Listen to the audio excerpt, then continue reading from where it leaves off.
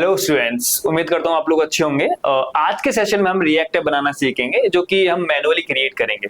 इससे पहले आपने रिएक्ट ऐप काफी बनाई होंगी लेकिन उनके तरीके थोड़े अलग रहेंगे एंड आज जो हमने ऐप बनाई हुई है उनके तरीका उसका काफी अलग रहेगा। इससे पहले आप जो रिएक्ट ऐप बनाया करते थे और तीन तरीके से हम लोग बनाते हैं। पहला तरीका हमारे वीट के थ्रू रहता है जो कि अभी आया है, वीट बंडलर के थ्रू हम अपनी रिएक्ट ऐप बनाते हैं। इसके अलावा हमारे पास लेगेसी डॉट react.org ये एक पुरानी वेबसाइट है रिएक्ट की। इस पर भी एक मेथड दिया हुआ nps क्रिएट रिएक्ट ऐप, इसके थ्रू भी आपने पहले इससे रिएक्ट ऐप बनाई होगी। और इसके अलावा जो इसकी अभी करंट वेबसाइट है रिएक्ट की, उस पर वो तो यह कह रहा है कि आप डायरेक्ट रिएक्ट को यूज ना करते हुए रिएक्ट का फ्रेमवर्क यूज कीजिए, जैसे कि रिमिक्स हो गया, नेक्स्ट.js हो गया, गेट्सबी हो गया। फाइन। इसके अलावा अब हम देखते हैं, एक बार हम इन तीनों वेबसाइट्स को ऑफिशियली एक बार हम लोग चेक कर लेते हैं कि ये वेबसाइट्स क्या कह रही हैं और फिर हम अपना मेथड यूज करेंगे जो हम मैनुअली एक रिएक्ट ऐप क्रिएट करेंगे। चलिए देखते हैं। यहाँ पर आप लोग देखेंगे ये है वीट की ऑफिशियल वेबसाइट। अगर मैं यहाँ पे गेट स्टार्टेड पे मैं क्लिक करता हूँ तो आप लोग ध्यान दीजिएगा, यहाँ पर मैं इसको स्क्रॉल डाउन करूंगा एंड यहाँ पर एक हमें CLI एक कमांड हमें दिखाई देती है, npm create वीट @latest। एक रिएक्ट ऐप करने का एक ये तरीका है, हम इस तरीके को यूज नहीं करने वाले हैं। अक्सर आप लोगों ने काफी यूट्यूब ट्यूटोरियल्स में ये एक तरीका है रिएक्ट ऐप करने का, आपने देखा होगा, काफी अच्छा तरीका। और हम आगे जितनी भी रिएक्ट ऐप बनाएंगे सब इसी मेथड से बनाएंगे, लेकिन ये तो हमें एक रिएक्ट ऐप बनाकर देता है। अल्टीमेट गोल हमारी इस वीडियो का ये रहेगा कि हम इस रिएक्ट ऐप को खुद से ही बनाए, बिना किसी अदर डिपेंडेंसी, बिना ही अदर पैकेजेस के। कूल, ठीक है। ये एक तरीका वीट ऐप का ये हो चुका है। उसके अलावा अगर हम इस वेबसाइट पर जाएंगे, अगर इस पर ध्यान देने वाली बात ये है legacy.react.js.org। ये इस वेबसाइट React.js खुद यही बोल रहा है कि ये वैसे वो अपडेटेड नहीं रहेगी, हमको एक उन्होंने दूसरी वेबसाइट दे दी है go to react.dev, ठीक है। लेकिन इस पर जो तरीका दिया हुआ है, यहाँ पर मैं स्क्रॉल डाउन फिर से करूंगा, यहाँ पर मैं यहाँ पे create a new react app आप लोग यहाँ स्क्रीन पर देख रहे होंगे। यहाँ पर मैंने क्लिक किया एंड ओके फाइन, ये रहा। ये कमांड लाइन हमें कमांड दी गई है जिसके थ्रू हम क्या कर सकते हैं, अपने रिएक्ट ऐप क्रिएट कर सकते हैं, और ये काफी पुराना तरीका है। और अब हम जाएंगे कहाँ पर, रिएक्ट की जो अभी करंट वेबसाइट है। यहाँ पर अगर हम जाते हैं और यहाँ पर आप लोग देखेंगे मैं लर्न पर क्लिक करता हूँ। उसके अलावा फिर मैं कहाँ जाऊँ, मैं इंस्टॉलेशन पर जाता हूँ। इंस्टॉलेशन पर जाने के बाद आप लोग देखेंगे कि to start a new project, मैंने यहाँ पर क्लिक किया एंड क्लिक करते ही what React is saying, React ये कह रहा है कि हमको या तो नेक्स्ट.js के साथ जाना चाहिए, हमको या फिर गेट्सबी के साथ जाना चाहिए, या फिर हमको रिमिक्स के साथ जाना चाहिए। और काफी अच्छे फ्रेमवर्क्स हैं और कायदे से हमें इनमें स्विच भी करना चाहिए। जो आज रिएक्ट ऐप सीख रहे हैं तो सीखने के बाद उनको इन फ्रेमवर्क में स्विच होना ही पड़ेगा, सूनर और लेटर। फाइन। इसके अलावा अब हम खुद की रिएक्ट ऐप बनाते हैं कि इन तीन मेथड्स के अलावा हमारे पास क्या तरीका जो हम खुद की रिएक्ट ऐप बना सकते हैं। बेसिकली हम लोग कोई नई टेक्नोलॉजी, नई डिपेंडेंसीज हम लोग इंस्टॉल नहीं करने वाले हैं। ये जो तीनों तरीके होते हैं जो ये डिपेंडेंसी इंस्टॉल करने वाले हैं, इनको ही हम इन्हीं का इस्तेमाल करेंगे, लेकिन वो सारा काम हम मैनुअली करेंगे। क्लियर, ठीक है। तो यहाँ पर ये रिएक्ट नाम का मेरा ऑलरेडी फोल्डर यहाँ पे क्रिएटेड है, यहाँ पे आप लोग देख सकते हैं सभी लोग। एंड अब मैं इस फोल्डर को अपने VS कोड में खोलूंगा, VS कोड यहाँ पर and open folder and I'll go to the desktop react folder। fine। अब मेरा जो react का फोल्डर है मेरा इस VS कोड में ओपन हो चुका है। इसके साथ ही आप लोग देखेंगे मैंने कुछ डिपेंडेंसीज डाल रखी हैं जो कि आपको हेल्प कर सकती हैं इस पूरे डेवलपमेंट के प्रोसेस पे। एक है मेरा ऑटो रीनेम टैग, ये मेरे को काफी हेल्प करता है। सबसे बढ़िया मेरे को प्रेटियर लगता है जो कि आपको पूरा कोड फॉर्मेट करके दे देता है। एंड ओके, अब यहाँ पर हम लोग शुरू करते हैं। तो यहाँ पे हम अपने रिएक्ट ऐप बनाना शुरू करेंगे।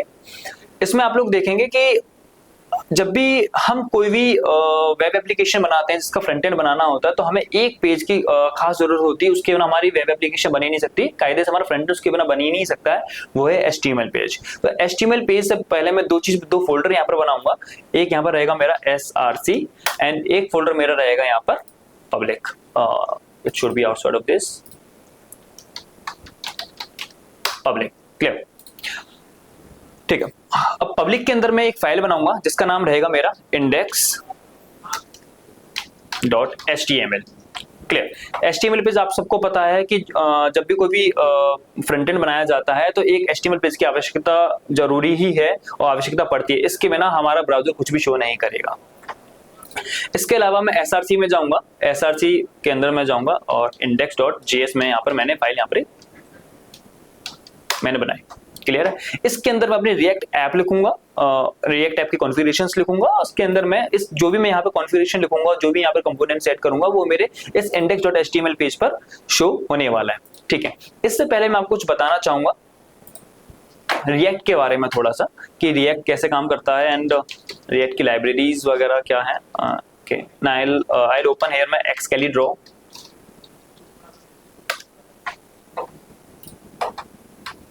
फाइन, इसको हम डार्क मोड में कर देंगे ताकि आपको आंखों में परेशानी ना हो। ठीक है, यहाँ पे आई होप सबको ये दिखाई दे रहा होगा। Fine, clear. ठीक है, सबसे पहले रिएक्ट क्या है? रिएक्ट एक JS लाइब्रेरी है।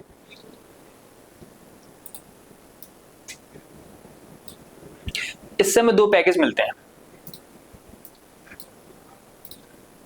यहाँ पे आप सबको स्क्रीन पे दिखाई दे रहा होगा सबको। दो पैकेज मिलते हैं। एक सबसे पहला पैकेज होता है रिएक्ट डॉम,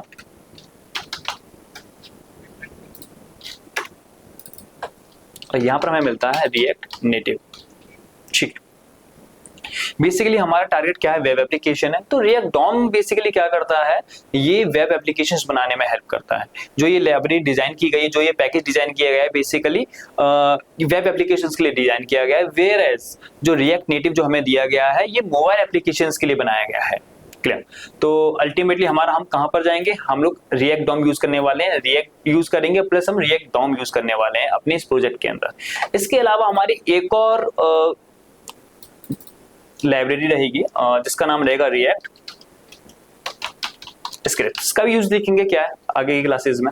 फाइन, तो इस तरीके से हमारा ये प्रोग्राम रहने वाला है। अब जैसे कि आप सबको पता होगा कि जब भी हम रिएक्ट की एप्लीकेशन बनाएंगे तो अल्टीमेटली हमारे सिस्टम में एक नोड होना चाहिए। तो नोड का वर्जन भी आपको मैं चेक करा देता हूँ। मेरे सिस्टम में है, तो उस नोड को आप अपने सिस्टम में इस तरीके से इंस्टॉल करेंगे। नोड इंस्टॉलेशन,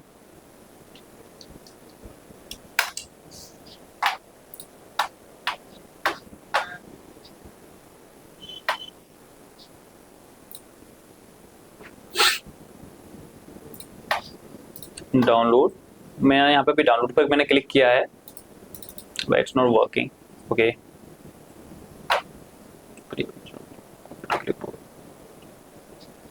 ये थोड़ा बदल गया है source code. Okay, download Node.js. Just इसके बाद मैंने क्या किया? डाउनलोड पे मैंने क्लिक किया। उसके अलावा आप देखोगे मैंने सोर्स कोड पे क्लिक किया है। उसके बाद मैंने यहाँ पे क्लिक किया है। तो इस पर क्लिक करते ही आप लोग ध्यान देंगे कि मेरे डाउनलोड सेक्शन में ये फाइल डाउनलोड होना शुरू हो चुकी है। एंड डॉक्स,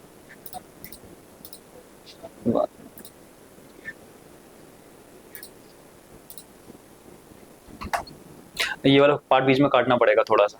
मैंने कल वेबसाइट खोल दी, कोई नहीं, मैं फिर से बोल देता हूँ, कट जाएगा ना बीच में बात। ठीक है, मैं यहाँ पर आप लोग देखेंगे। हाँ, ठीक है। यहाँ पर ध्यान देने वाली बात क्या है कि रिएक्ट के साथ साथ हमें क्या करना पड़ेगा? हमें अपने सिस्टम में मशीन के अंदर हमारे पास एक नोड.js होना चाहिए। नोड.js का हम सबसे पहले इंस्टॉलेशन देखेंगे, फिर हम ये चेक करेंगे इसको हमारे मशीन में चेक कैसे करना कि एग्जिस्ट करता है नहीं करता, ये इंस्टॉल्ड है कि नहीं है। फाइन, अब वही हम लोग देखेंगे यहाँ पर। तो मैं नोड.js की वेबसाइट पे यहाँ पर जाऊंगा, node.js, and I'll click over here, Node.js run JavaScript everywhere। मैंने क्लिक किया, और यहाँ पर क्लिक करने के बाद आपके स्क्रीन के सामने होगा डाउनलोड node.js। तो यहाँ पर मैंने क्लिक किया। यहाँ पर क्लिक करते ही यहाँ पर आप लोग देखेंगे मेरे जो डाउनलोड सेक्शन है यहाँ पे ये डाउनलोडिंग होना शुरू हो चुकी है। एंड अब यहाँ पर मेरे मशीन में यहाँ पर मैं cmd I'll put over here and I'll write node -- version। तो इससे ये साबित हुआ कि मेरी मशीन में नोड अभी इंस्टॉल नहीं है। तो सबसे पहले मैं क्या करूंगा? अपनी मशीन के अंदर नोड इंस्टॉल करूंगा। तो ऑलरेडी मैं डाउनलोड कर चुका है। Now what will I do? I install it. Next, आपको कुछ नहीं करना, आपको सब नेक्स्ट नेक्स्ट क्लिक करते रहना है। Next next next. तो अब हमारी मशीन के अंदर नोड इंस्टॉल हो चुका है। अब इसको मैं चेक करना हो तो मुझे क्या करना होगा? मुझे टाइप करना होगा node -- version हाँ, यहाँ पर मेरा नोड का वर्जन आ चुका है, आप स्क्रीन पर देख पा रहे होंगे। एंड इसके अलावा जब भी मेरा नोड इंस्टॉल होगा उसके साथ में मेरे एक npm भी साथ में इंस्टॉल होता है, तो उसका भी एक वर्जन हम चेक कर लेते हैं। And it's not showing why it is so because running scripts disabled on the system। okay, मैं इसको CMD पर खोलूंगा क्योंकि PowerShell पे कुछ रेस्ट्रिक्शंस होती हैं, तो आई राइट npm -वर्जन। जी, यहाँ पर मेरे npm का ही वर्जन आ चुका है, तो इससे ये क्लियर हुआ कि मेरी मशीन के अंदर नोड इंस्टॉल्ड है। क्लियर। अब मुझे क्या करना होगा, जब भी आप कभी नोड के ऊपर प्रोजेक्ट बनाएंगे, चाहे वो आपका बैक एंड हो, चाहे फ्रंट एंड हो, या फिर किसी भी अन्य आपका कोई भी किसी भी तरह का प्रोजेक्ट हो सकता है, तो उस पर आपको एक फाइल आपको बहुत जरूरी है जो कि package.json फाइल है हमारी।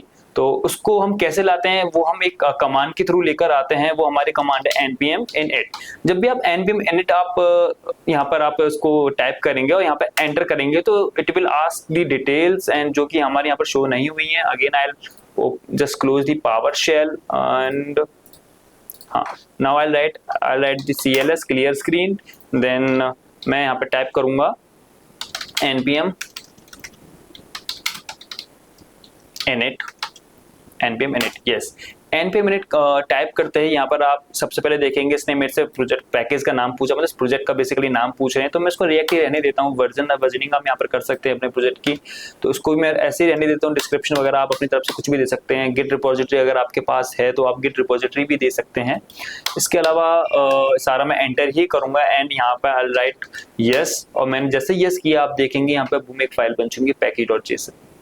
क्लियर है, package.json यहाँ पर हमारी फाइल बन चुकी है। इसको मैं फिर से यहाँ पर क्या करूंगा, मैं इसको डिलीट करूंगा यहाँ से। इसको मैंने यहाँ पे इस फाइल को मैंने डिलीट कर दिया है, और इस फाइल को लाने का एक और तरीका है npm init और -y, और जैसे ही मैंने इसको यहाँ पे एंटर किया तो बूम यहाँ पे फाइल ऑलरेडी अपना बन चुकी है, एंड मुझे कोई भी डिटेल्स डालने की जरूरत नहीं पड़ी। इसने बाय डिफॉल्ट खुद से ही सारे जो की और वैल्यू की फॉर्म में जो वैल्यूज हैं और जो एलिमेंट्स हैं हम कह सकते हैं यहाँ पर, तो इसने ऑलरेडी ले चुका है उनको। Clear. And I right the CLS। Basically package.json जो आपकी फाइल है ये आपकी प्रोजेक्ट की समरी रखती है। ओके, तो इसके अलावा मुझे और अन्य चीजों की आवश्यकता पड़ेगी रिएक्ट बनाने के लिए, वो है मेरा सबसे पहले npm i react। एक मुझे ये लाइब्रेरी इंपोर्ट करनी है अपने इस प्रोजेक्ट के अंदर क्योंकि मुझे रिएक्ट बनाना है। इसके साथ ही मैंने आपको स्टार्टिंग में बताया था कि रिएक्ट JS के साथ साथ हमें एक और पैकेज इंस्टॉल करना पड़ता है जिसका नाम क्या है, रिएक्ट DOM। क्लियर। और इसके साथ में सिर्फ हम 3 डिपेंडेंसीज ही इंस्टॉल करेंगे, और उसके साथ में हमारी एक और डिपेंडेंसी रहेगी, वो है हमारी रिएक्ट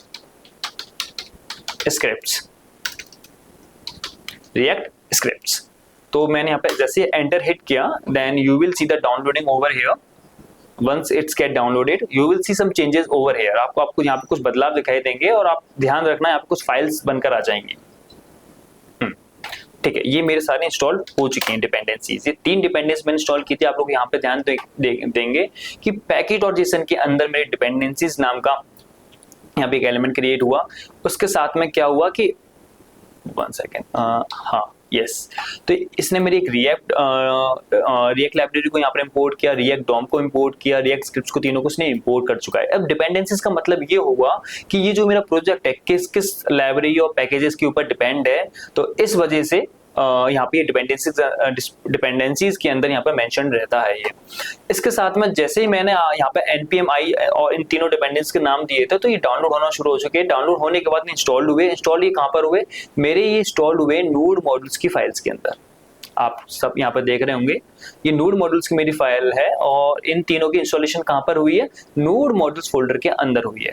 इसके अलावा आप देखेंगे यहाँ पे मेरी package-log.json मेरे नाम की फाइल यहाँ पर बन चुकी है। ये बेसिकली क्या करती है, जो नोड मॉड्यूल्स के अंदर जितने भी हमारे डिपेंडेंसी इंस्टॉल हुई है इन तीनों के अलावा, ये उन सबकी वर्जनिंग को ट्रैक करके रखती है, कौन सा वर्जन इंस्टॉल हुआ है। यहाँ पर आप लोग सब लोग देख सकते हैं। Basically it is the summary of this node modules. हाँ ठीक है, अब इसमें तो कुछ नया है नहीं, हमने कुछ नया कोड लिखा नहीं, सिर्फ हमने एक लाइन लिखी थी npm i react DOM and react scripts. अब थोड़ा सा हमें यहाँ पर चेंजेस लिखने पड़ेंगे। ठीक है। इसके अलावा मुझे क्या करना पड़ेगा, अब ये मेरे index.js फाइल है, अब इसके अंदर मेरे पास मैंने इंपोर्ट कर चुका है, इंस्टॉल मेरे इस डायरेक्टरी के अंदर मेरे रिएक्ट मेरे पास आ चुकी है। तो व्हाट विल आई राइट, अब मैं इसको क्या करूंगा, इंपोर्ट करूंगा, import React from react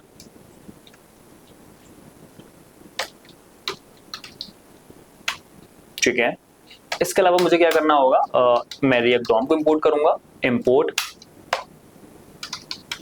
react DOM from React DOM. Clear, I hope इतने कोड में आपको सबको क्लियर होगा। यहाँ पर एरर इसलिए आ रहा है क्योंकि मैंने यहाँ पे ये import white is showing the error, import React DOM, okay React DOM client and I guess. अब मेरे इस प्रोजेक्ट के अंदर React DOM React scripts install हो चुकी हैं। तो अब मैं अपने इस प्रोजेक्ट index.js में जो कि मेरी जावास्क्रिप्ट की फाइल है इसके अंदर मैं रिएक्ट डॉम को इंपोर्ट करूंगा। सबसे पहले वो अभी हम कर लेते हैं, import React from React, okay import React Dom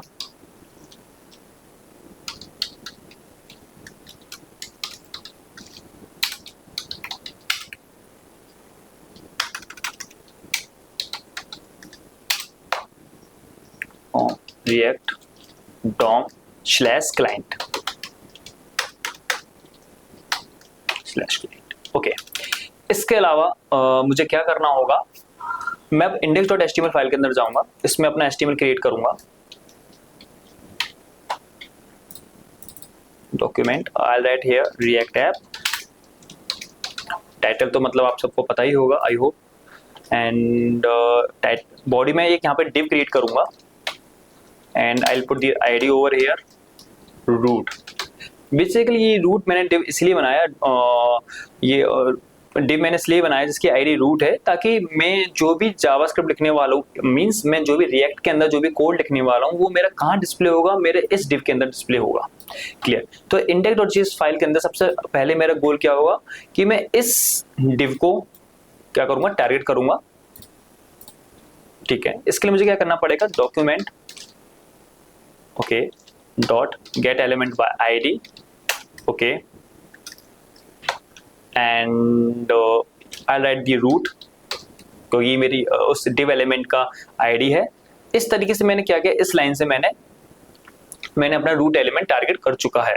अब इसको मुझे किससे कनेक्ट करना है, इस एलिमेंट को मुझे मेरी रिएक्ट से ही कनेक्ट करना है। तो उसके लिए मुझे क्या करना पड़ेगा, मुझे यहाँ पे फंक्शन कॉल करना पड़ेगा, React DOM dot create root, okay ये मेरा रिएक्ट डॉम मेरे पास कहाँ से आ रहा है, रिएक्ट डॉम मेरे पास यहाँ से आ रहा है। रिएक्ट डॉम का मेरा एक मेथड है क्रिएट रूट, और यहाँ पर मैं इसका मेथड कॉल करूंगा। उस मेथड के अंदर मैं क्या करूंगा, इसको यहाँ पर मैंने पेस्ट कर दिया, और ये पूरा का पूरा एलिमेंट मुझे क्या करना होगा, मैं इसको एक वेरिएबल के अंदर स्टोर कर देता हूँ, root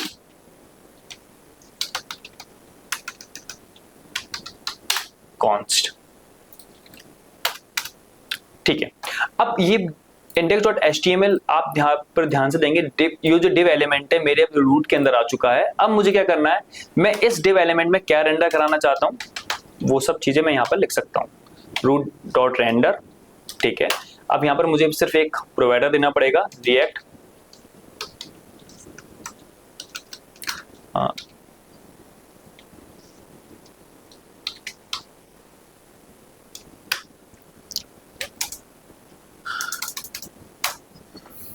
react dot strict mode, fine.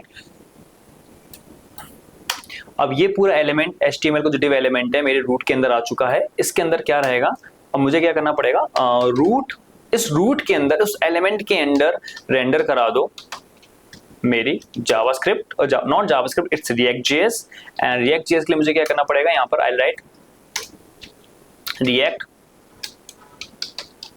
Dot strict mode. ठीक, अब इस के अंदर मैं जो भी लिखूंगा वो सब मेरा डिस्प्ले होना शुरू हो जाएगा। तो मैंने लिखा यहाँ पर हेलो फ्रॉम दी सेटपा, फाइन। अब ये मेरी यहाँ पर रिएक्ट ऐप बनके मेरी रेडी हो चुकी है। बस मेरा लास्ट एक स्टेप बाकी है जहां पर मेरे को स्क्रिप्ट ऐड करना होगा। मुझे कोई टेस्टिंग नहीं करनी है, इसलिए मैं स्क्रिप्ट को यहाँ पर हटाऊंगा और यहाँ पर मैं स्टार्ट नाम की एक स्क्रिप्ट लिखूंगा और हियर आई राइट, जो कि मैंने जो तीसरी डिपेंडेंसी मैंने इंस्टॉल की थी वो मेरा यहाँ पर काम आने वाली है। React scripts start. अब हम मेरी रिएक्ट ऐप मेरी बनकर चालू हो चुकी है बिना किसी वीट बंडलर के, बिना ही किसी nps क्रिएट रिएक्ट ऐप जैसी कमांड के। अब मैंने यहाँ पे मैनुअली क्रिएट की हुई है ये, और अब मैं इसको चलाता हूँ npm start error missing script start. Okay, मैंने I have to see React के अंदर ही हूँ मैं, npm start okay Ctrl+S। Okay, मैंने यहाँ पे फाइल सेव नहीं किया, मेरे ऑटो सेव यहाँ से बंद था तो इस वजह से पूरी फाइल मेरी सेव नहीं हुई थी। अब मैंने पूरी फाइल सेव कर दी है, तो npm start it will work. ठीक है, अब मेरे यहाँ पे ये प्रोजेक्ट चालू हो चुका है। अब ये मेरे हाँ, इसके अलावा जैसे मैं npm स्टार्ट मैंने यहाँ पर हिट किया तो ये एक ही बार आपको एक ही बार शो करेगा। ये जो यहाँ पे जो एरर तो नहीं बोलूंगा, बस ये आपसे एक क्वेश्चन पूछ रहा है, ये ब्राउजर को टारगेट नहीं कर पा रहा है, तो उसको बस आपको अल्टीमेटली क्या लिखना पड़ेगा, वाई लिखना पड़ेगा। एंड वाई लिखते ही मैं मुझे क्या करना पड़ेगा, अलाउ एक्सेस ओके फाइन। और यहाँ पर मेरे जैसे ही मैंने वाई लिखा तो पैकेट और जेसन के अंदर इसने खुद ब खुद कुछ चीजें ऐड कर चुकी हैं एंड हमें इतना स्ट्रेस लेने की जरूरत है नहीं, एंड हमारा यहाँ पे प्रोजेक्ट चालू हो जाएगा एंड इट विल वर्क। ठीक है, मैं एक बार देख लेता हूँ एंटेक hello from the setup, it should be visible. See यहाँ पर आप देख पा रहे हो hello from the setup, I hope सबको दिखाई दे रहा होगा अभी हेलो फ्रॉम दी सेटपा। अब आपको ध्यान देने वाली बात यह है कि इस पूरी एप्लीकेशन में ना ही मैंने कोई वीट बंडलर यूज किया, ठीक है, ना ही मैंने कोई लेगेसी वाली जो पुरानी वेबसाइट है रिएक्ट की उसकी मैंने कोई कमांड लिखी, ठीक है, ना ही मैंने जो अभी करंट रिएक्ट की जो वेबसाइट है उस पर जो वो ये कह रहा है कि फ्रेमवर्क यूज करना चाहिए, मैंने ना ही कोई फ्रेमवर्क यूज किया। उसके बावजूद मैं अपनी रिएक्ट ऐप बना पा रहा हूँ। बेसिकली देखेंगे आप लोग यहाँ पर hello from the setup, I can write, मैं यहाँ पे HTML भी लिख सकता हूँ अगर आप लोग ध्यान देंगे तो H1 okay fine.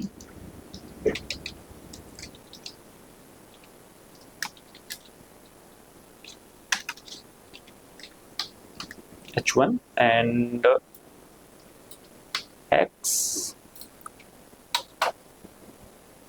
C hello from the setup. अब इसके अंदर मैंने HTML भी मैंने लिख दिया। तो एक ये छोटी सी सिंपल सी रिएक्ट ऐप है। अगर आपको उसका डिटेल एक्सप्लेनेशन चाहिए जैसे कि पैकेट और जेसन फाइल क्या होती है, ये रिएक्ट डिपेंडेंसीज किस तरीके से इंस्टॉल होती हैं और उनका एक्चुअली क्या स्कोप है, एंड स्क्रिप्ट्स ये हम जो लिखते हैं ये क्यों लिखते हैं और किस तरीके से लिखते हैं, इस मेन फाइल का क्या कॉन्सिक्वेंसेज है और उसका क्या यूज केसेस हैं, अगर आपको इन सब का डिटेल्ड वीडियो चाहिए तो please let us know in the comment sections.